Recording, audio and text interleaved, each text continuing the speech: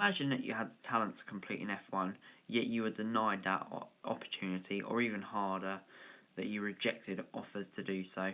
That is what some of the greatest drivers in motorsport history did. And so I'm going to run down the 10 best drivers never to race an F1.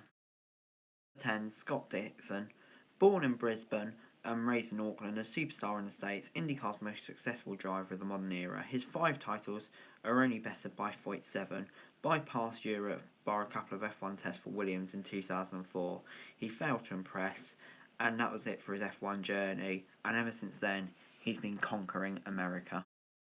9. Dario Franchitti. His single-seater career on the side of the pond never really recovered from an F3 shoeing from his Porsche racing teammate Jan Magnussen. He turned down a testing role in McLaren before batting back an offer from Barr, and then on to be a legend in IndyCar, winning multiple Indy 500s. 8. Jeff Gordon, the NASCAR legend, the 4-time champion and 3rd in its all-time Leonard's List, cut his teeth from a Spirit F1 drive, usually with Williams. He impressed in his only test, but just didn't want to continue. The Californian, based in Indiana, since admitted that F1 was never right for him and he wanted to remain in NASCAR. Number 7. Jamie Green.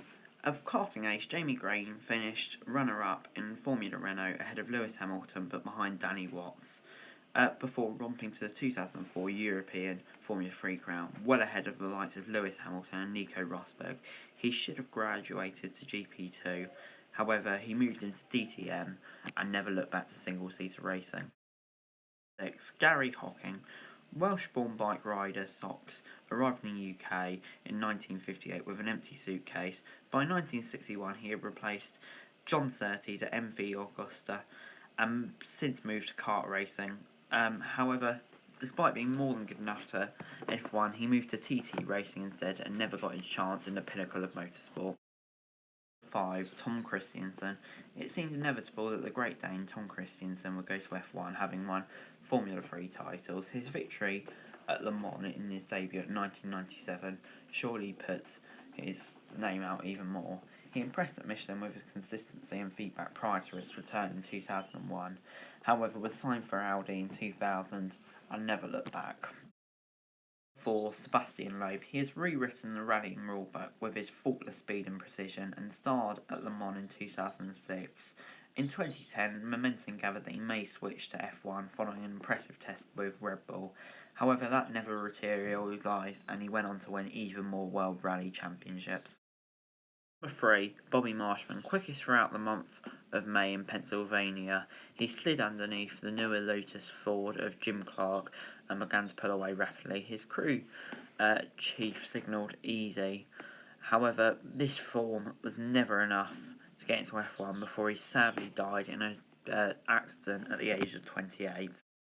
So, Frank Mates, the engineer-driver from Sydney, was Jack Brabham, who stayed at home. He was invited to join the GPDA, however, he never contested a World Championship GP.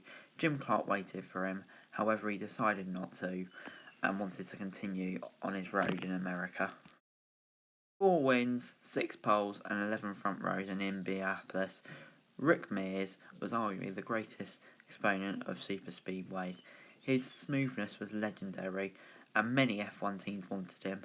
However, like many others, he decided to stay in America and never got the chance to compete at the pinnacle of motorsport.